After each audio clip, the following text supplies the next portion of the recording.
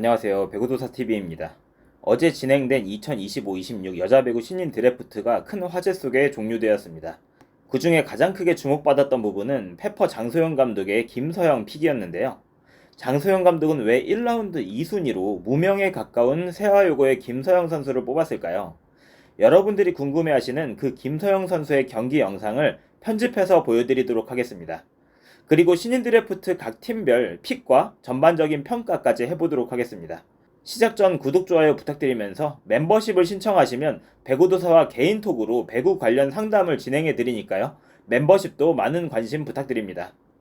이번 신인 드래프트에서는 총 58명의 지원자 중 수련 선수 포함 21명의 선수가 선발되었습니다. 지명률이 35.2%로 역대 최저 2위에 해당하는 빈곤한 수치입니다.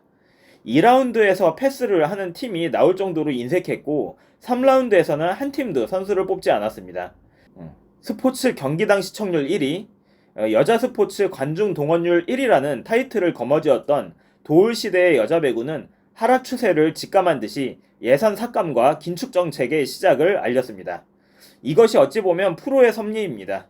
인기가 떨어지면 관중이 떠나고 관중이 떠나면 구단을 운영하는 예산은 삭감될 수밖에 없습니다. 결국 인기가 돈인 것이죠. 그 인기를 살려야 하는 주체는 협회와 연맹이고 그 큰 조직들의 과제입니다.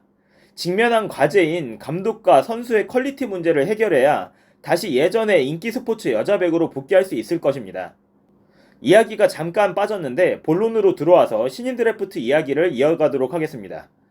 자, 순번대로 이야기를 이어가자면 도로공사가 1순위로 이지윤 선수를 지명했습니다. 누구나 예상했던 이지윤 1순위였는데 그 행운의 주인공은 도공이었습니다. 드래프트 후 김종민 감독은 구슬의 운이 좋지 않은데 유독 신인 드래프트에서는 좋았다. 사실 1순위로 생각하지 않고 두 번째에 나오면 누굴 뽑을지 고민을 했다고 말하며 이지윤을 뽑을 수 있는 것은 행운이라고 언급했습니다. 이어서 이지윤은 공격의 다양성과 파워 등에서 좋은 모습을 봤다. 아직까지 블로킹에서는 좀 다듬어야 한다. 주전 센터 라인이 배우나 김세빈인데 두 선수가 36경기를 모두 뛰는 것은 무리다. 정말 필요한 선수였다. 아주 큰 도움이 될 것 같다. 라고 설명했습니다. 이어서 3라운드에서 지명한 박윤서 선수에 대해서는 박윤서는 키는 작지만 몸놀림이나 스피드를 좋게 봤다. 충분히 레프트에서 도전할 만하다. 라고 덧붙였습니다. 만약 김종민 감독의 말대로 1순위가 되지 않았다면 도공은 아마 하예지를 뽑았을 것입니다. 그러나 운이 좋게 도공이 1순위를 가져가면서 이번 시즌 드래프트 최대어를 품을 수 있게 되었습니다. 이어 2순위를 뽑은 페퍼의 픽이 정말 의외였습니다. 저 또한 앞선 콘텐츠에서 1라운드와 2라운드를 전망을 했었는데 2라운드 후보에도 없었던 세화여고 김서영 선수를 지명했습니다. 장소영 감독은 지명 후 인터뷰에서 미들블로커가 필요했다. 서영이를 뽑은 것은 신장이 181로 다소 작지만 팔이 길다.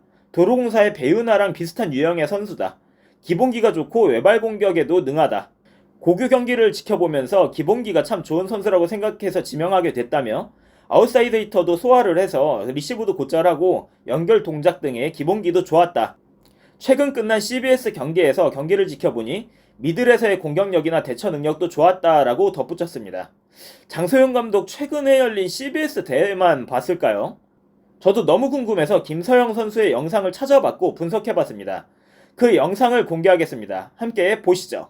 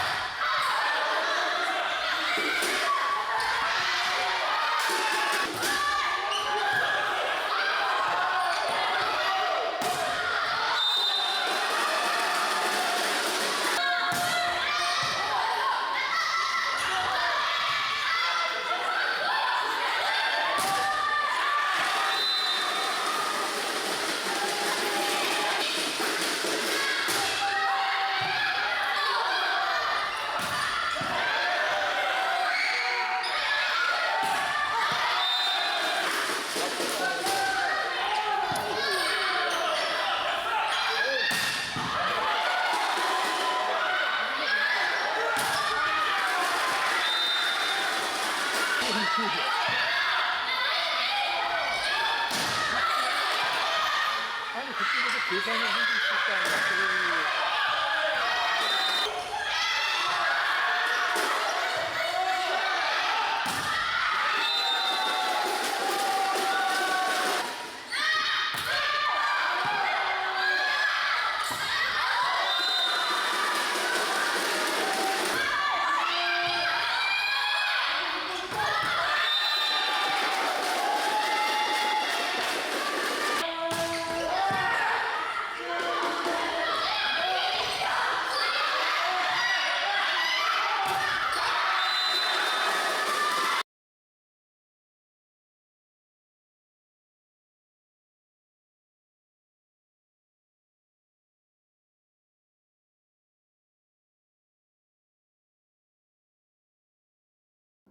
자, 어떠신가요? 배우나 선수와 비슷하다고 하는데 배우나 선수는 고등학교 시절에 여고 배구를 씹어 먹었던 선수입니다. 수많은 대회에서 입상도 했고요.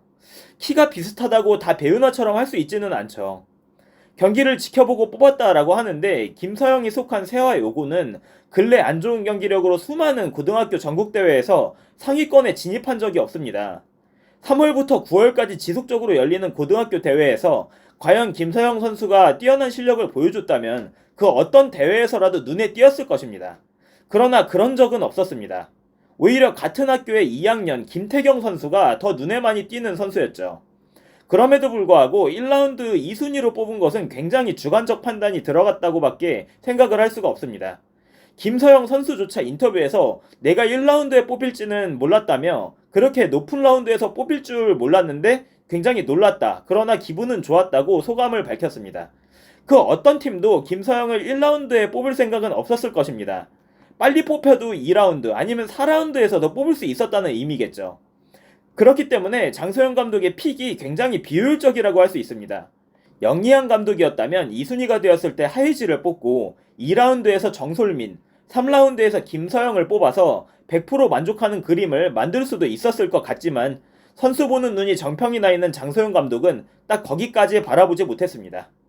자비치 테일러, 와일러 시마무라, 조 웨더링턴까지 고르기만 하면 엇나가는 장소영 감독의 픽이 과연 이번에는 정답이 될지 두고 보는 것도 또 하나의 재미가 될 듯 하네요.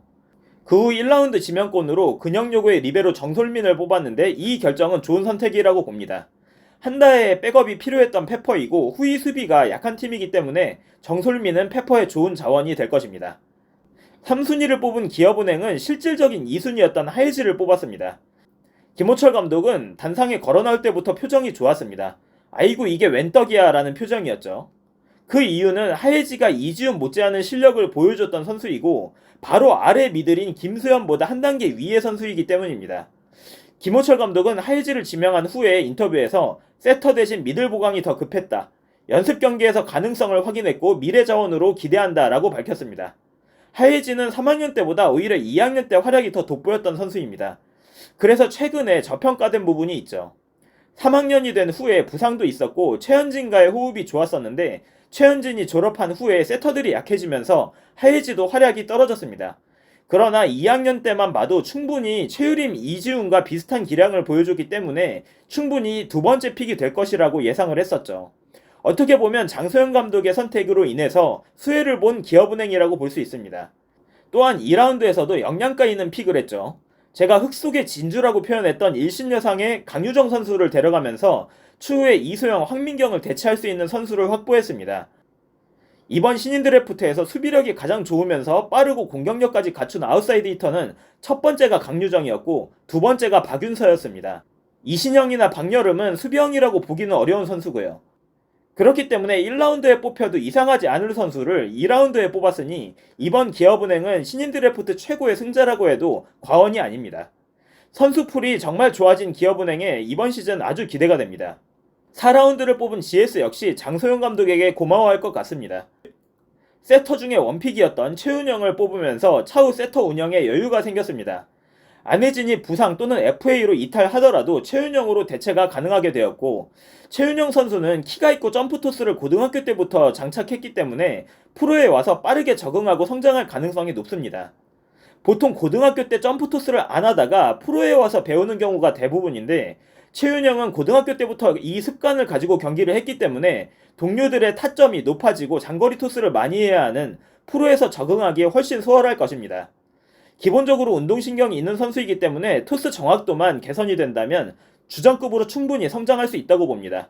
그런 선수를 4순위로 뽑았으니 이영택 감독도 기분이 좋았겠죠. 이영택 감독 역시 인터뷰에서 원래 2순위에서도 지명을 하려고 했던 선수였다. 4순위까지 내려와서 행운의 픽이 됐다며 만족감을 표시했습니다. GS 입장에서도 가장 합리적이고 효율적인 픽을 했다고 평가할 수 있겠고, 최윤영 입장에서도 당장 경기에 뛸 시간은 많지는 않겠지만 1년 정도 잘 배우고 성장하면 기회가 빠르게 올 수도 있을 것입니다. 5순위를 뽑은 현대건설은 한봄고의 이채영 선수를 지명했습니다. 이채영 역시 신체 조건도 좋고 두루두루 잘하는 선수라서 잠재력이 있고 단신이 많은 현대건설에 필요한 영입이었기 때문에 좋은 지명을 했다고 볼 수 있습니다. 현대 강성현 감독은 인터뷰에서 한봄고에서 미들로 뛴다. 기본기가 좋고 리시브에 안정감이 있다. 저희가 아웃사이드 히터에 고민이 많다. 채영이가 그 포지션에서 리시브 수비 보조를 잘할 수 있을 것 같다라고 설명했습니다. 또한 4라운드에서 지명한 이민영에 대해서는 수비가 좋다, 신장이 작아서 고민했다라는 이야기를 하면서 아웃사이드 히터 보강에 주력했음을 시사했습니다. 7순위를 뽑은 정관장은 박여름을 지명했습니다. 박여름 선수 역시 1라운드에 지명이 예상됐던 선수로 아웃사이드 히터의 뎁스에 무게감을 더할 영입이었습니다. 박여름을 뽑은 고이진 감독은 아웃사이드 히터에서 재능이 있다. 지난 드래프트에서 행운이 겹쳐서 저희가 7순위로 전다빈을 뽑아 시즌 때 잘 활용했다며 이번에도 운이 좋게 박여름을 뽑을 수 있었다라고 인터뷰를 했습니다. 개인적으로 제가 봤을 때는 이 픽이 정말 만족할 픽은 아니었다라고 생각이 드네요. 7순위였기 때문에 좋은 선수들이 대부분 뽑혔지만 정관장은 현재 아웃사이드 히터들이 굉장히 많습니다. 그렇기 때문에 오히려 정호영, 박은진의 뒤를 받칠 미들 역할이나 염혜선의 백업을 보는 게 어땠을까라는 생각이 좀 듭니다. 지명권 이슈로 2라운드 2순위를 뽑은 흥국생명은 강릉 여고의 이신영 선수를 지명했습니다. 이신영 역시 1라운드에 뽑힐 가능성이 높은 선수였는데 흥국 입장에서는 다행히 원하는 선수를 뽑을 수 있었습니다. 흥국은 아웃사이드 히터가 약하고 신장도 낮은 편이라 이신영 같은 장신 윙 스파이커가 필요했습니다. 그렇기에 후순위지만 굉장히 만족스러운 픽을 했다고 볼 수 있고, 요시하라 감독 역시 고등학교 시합을 보러 갔는데 가장 밸런스가 있어서 기대가 된다며 이번에 뽑은 선수들을 성장시키고 싶다라고 이야기했습니다. 이렇게 각 팀들이 대부분 부족한 약점을 토대로 보강을 마쳤습니다. 신인 드래프트는 현재보다는 미래를 보는 이벤트입니다. 당장 1순위로 뽑힌 이지훈조차 V리그에서는 임주훈이나 최가은 같은 백업 역할을 하는 선수보다 잘하기 어렵습니다. 그러나 경험이라는 토대가 쌓이면서 무럭무럭 성장하는 모습을 보게 될 것입니다. 이번에 뽑힌 모든 선수들이 각 팀에서 잘 적응하고 발전하는 모습을 보여주기를 기대하면서 오늘의 콘텐츠를 마치겠습니다. 시청해주셔서 감사합니다.